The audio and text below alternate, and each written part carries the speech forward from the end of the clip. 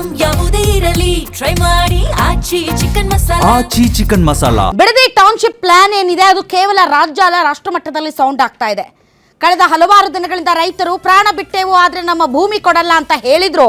ನನ್ನ ಅಂಗಿ ಹರಿದ್ರೂ ಪರವಾಗಿಲ್ಲ, ನನ್ನ ಹೊಡೆದ್ರೂ ಪರವಾಗಿಲ್ಲ, ನಾನು ಟೌನ್ಶಿಪ್ ಮಾಡ್ತೀನಿ ಅಂತ ಈ ರಾಜ್ಯದ ಮುಖ್ಯಮಂತ್ರಿಗಳು ಹೇಳಿದ ಮೇಲೆ ಈಗ ಹೋರಾಟ ಇನ್ನೂ ಜಾಸ್ತಿ ಆಗಿದೆ. ಈಗಾಗಲೇ ರಾಜಕೀಯ ಪಕ್ಷಗಳು ಈ ಹೋರಾಟಕ್ಕೆ ಧುಮುಕಿವೆ.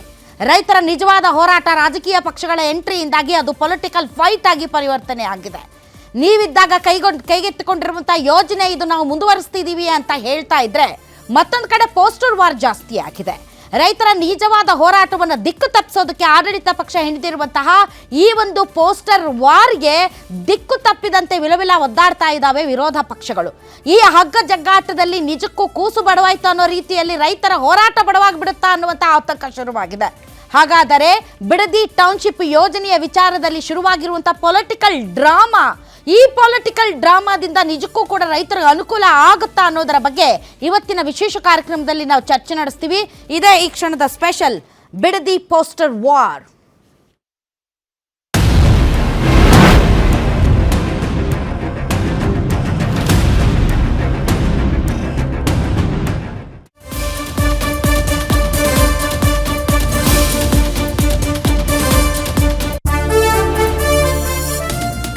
ಕಾಂಗ್ರೆಸ್ ಬಿಜೆಪಿ ಜೆಡಿಎಸ್ ನಡುವೆ ಜೋರಾಯಿತು ಬಿಡದಿ ಬಡದಾಟ. ಬಿಡದಿ ರಾಜಕೀಯ ಅಖಾಡದಲ್ಲಿ ಹೊಸ ಪೋಸ್ಟರ್ ಪೈಪೋಟಿ. ಬಿಡದಿ ಸುತ್ತಮುತ್ತ ಬಿಜೆಪಿ ಜೆಡಿಎಸ್ ವಿರುದ್ಧ ಪೋಸ್ಟರ್ ವಾರ್. ಬಿಡದಿ ಮುಖ್ಯ ರಸ್ತೆ ಗೋಡೆಗಳಲ್ಲಿ ರಾರಾಜಿಸ್ತಾ ಇವೆ ಪೋಸ್ಟರ್ಗಳು. ವಿಜಯೇಂದ್ರ, ಆರ್ ಅಶೋಕ್, ಛಲವಾದಿ ಪೋಸ್ಟರ್ ಟಾಂಗ್. ಎಚ್.ಡಿ. ಕುಮಾರಸ್ವಾಮಿ, ನಿಖಿಲ್, ಅನಿತಾ ಕುಮಾರಸ್ವಾಮಿ ವಿರುದ್ಧವೂ ಲೇವಡಿ. ಕಾಂಗ್ರೆಸ್ ಬಿಜೆಪಿ ಜೆಡಿಎಸ್ ನಡುವೆ ರಾಜಕೀಯ ಕಾವು.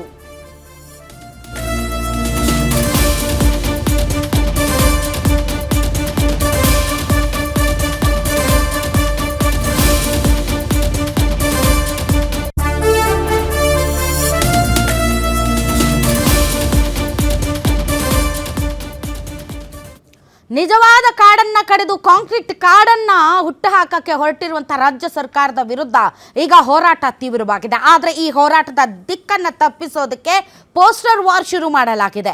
ಬೀದಿಗಳಲ್ಲಿ ಬಿಡದಿಯಲ್ಲಿ ಈ ಪೋಸ್ಟರ್ ಅನ್ನ ಹಾಕಲಾಗಿದೆ. ಇದರಲ್ಲಿ ಅನಿತಾ ಕುಮಾರಸ್ವಾಮಿ, ಛಲವಾದಿ ನಾರಾಯಣಸ್ವಾಮಿ, ವಿಜಯೇಂದ್ರ, ಆರ್ ಅಶೋಕ್ ಮತ್ತು ನಿಖಿಲ್ ಕುಮಾರಸ್ವಾಮಿ ಅವರನ್ನ ಟಾರ್ಗೆಟ್ ಮಾಡಿ ಪೋಸ್ಟರ್ಗಳನ್ನು ಹಾಕಲಾಗಿದೆ. ಇದು ರಾಜಕೀಯ ಫೈಟ್ ಅಲ್ಲ, ಇದು ರೈತರ ಹೋರಾಟ. ಪೋಸ್ಟರ್ಗಳನ್ನು ಹಾಕೋದ್ರ ಮೂಲಕ ರೈತರ ಹೋರಾಟವನ್ನು ಬಡಿದು ನಾವು ಅದನ್ನು ತಣ್ಣಗೆ ಮಾಡ್ತೀವಿ ಅಂತ ಯಾರಾದರೂ ಅಂದುಕೊಂಡ್ರೆ ಅದು ಸಾಧ್ಯ ಇಲ್ಲ. ಯಾಕೆ ಅಂದರೆ ರೈತರ ಹೋರಾಟ ಅದನ್ನು ದಿಕ್ಕು ತಪ್ಪಿಸೋದಕ್ಕೆ ಸಾಧ್ಯನೇ ಇಲ್ಲ. ಈ ನಿಟ್ಟಿನಲ್ಲಿ ರಾಜಕೀಯ ಪಕ್ಷಗಳ ಎಂಟ್ರಿ ರೈತರಿಗೆ ಅನುಕೂಲ ಆಗುತ್ತಾ ಅನಾನುಕೂಲ ಆಗುತ್ತಾ ಅಂತ ಹೊಸ ಚರ್ಚೆ ಶುರುವಾಗಿದೆ. ಇದು it's not between Kumaraswamy, Vijayendra and D K. Shivakumar. ಇದು ರೈತರ ಹೋರಾಟ. ಹಾಗಾಗಿ ಈ ಒಂದು ಹೋರಾಟದ ಭಾಗವಾಗಿ ಇವತ್ತೇನೆಲ್ಲ ಡೆವಲಪ್ಮೆಂಟ್ಸ್ ಆಯಿತು, ಅದಕ್ಕೆ ರಾಜಕೀಯ ನಾಯಕರು ಏನೇನು ಕಮೆಂಟ್ ಕೊಟ್ಟಿದ್ದಾರೆ ಅನ್ನೋದನ್ನು ನೋಡೋಣ. ಅದಾದ್ಮೇಲೆ ನಮ್ಮ ಚರ್ಚೆ ಮುಂದುವರಿಯುತ್ತೆ.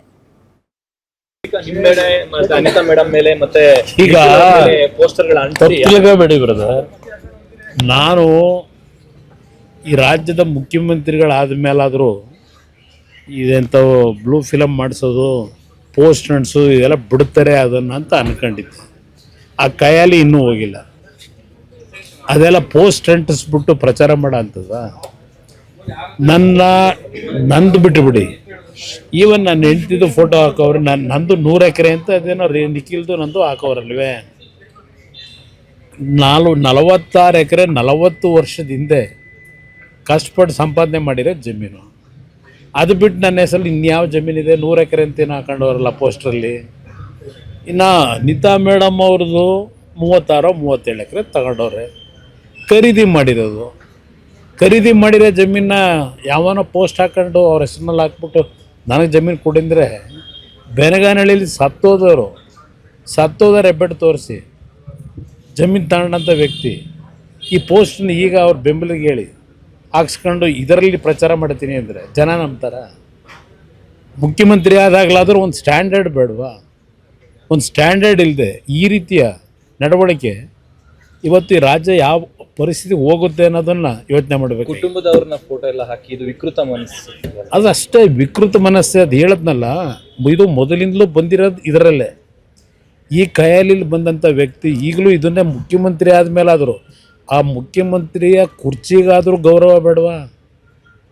ಇವರೆಲ್ಲ ಒಂದು ಕಡೆ ನಮ್ಮನ್ನ ಕಾಂಗ್ರೆಸ್ ಪಕ್ಷದ ಶಾಸಕರು ಅಂತೇಳಿ ಮುಖ್ಯಮಂತ್ರಿಗಳು ಭಾವಿಸಿದಂತೆ ಕಾಣ್ತಾ ಇದೆ.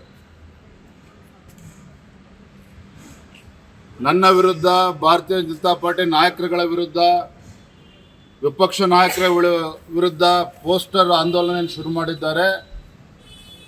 ಬೆದರಿಕೊಳ್ತಕ್ಕಂಥ ಪ್ರಶ್ನೆ ಇಲ್ಲ. ನಿಮ್ಮ ಗೊಡ್ಡು ಬೆದರಿಕೆಗೆ ಹೆದರಿಕೊಳ್ತಕ್ಕಂಥದಕ್ಕೆ ನಾವೇನು ಕಾಂಗ್ರೆಸ್ಸಿನ ಶಾಸಕರು ಕೂಡ ಅಲ್ಲ. ಈ ನಾಡಿನ ರೈತರ ಪರವಾಗಿ ನಿಲ್ಲಬೇಕಾಗಿರ್ತಕ್ಕಂಥ ಕರ್ತವ್ಯ ನಮ್ಮದಿದೆ. ರೈತರ ಧ್ವನಿಯಾಗಿ ಹೋರಾಟ ಮಾಡಬೇಕಾಗಿರ್ತಕ್ಕಂಥ ಜವಾಬ್ದಾರಿಯೂ ಕೂಡ ವಿರೋಧ ಪಕ್ಷದ ಮೇಲೆ ಇದೆ. ಅದನ್ನು ನಾವು ಮಾಡ್ತಾ ಇದ್ದೇವೆ. ನಾಳೆ ಇಲ್ಲಿ ಅಮೃತ ಉಣಿಸುವಂಥವರಿಗೆ ವಿಷ ಉಣಿಸುವಂಥ ಕೆಲಸ ಆಗ್ತಾ ಇದೆ.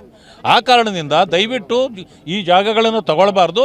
ಚಿಕ್ಕಬಳ್ಳಾಪುರದಿಂದ ಆಚೆ ಹೋದರೆ ಒಳ್ಳೆ ಜಮೀನುಗಳು ಸಿಗ್ತಾವೆ, ಅಲ್ಲಿ ತಗೊಳ್ಳಿ. ಆ ಕಾರಣದಿಂದ ಇವತ್ತು ನಾವು ರೈತರ ಪರವಾಗಿದ್ದೇವೆ.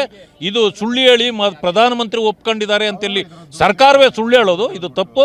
ರೈತರ ಮಕ್ಕಳು ಆಗಿರ್ತಕ್ಕಂಥವ್ರು ಯಾರೂ ಇಂಥ ಕೆಟ್ಟ ಕಾರ್ಯವನ್ನು ಮಾಡೋದಿಲ್ಲ.